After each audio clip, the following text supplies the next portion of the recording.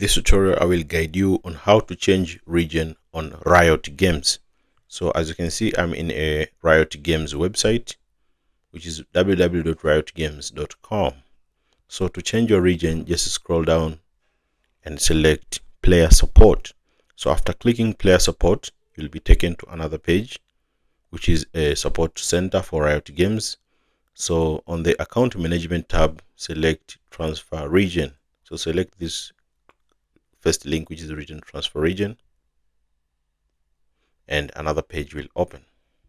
So changing your region of residence for your Riot account, just scroll down and you'll see where it is written login. So just log in to see if you're eligible for a change. So after login, you'll see if you're eligible for a change or not.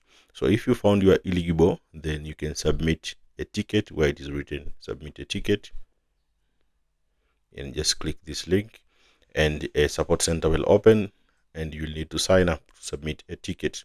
So just submit a request and explain to them you have moved to a new residence or region and you'd like to change.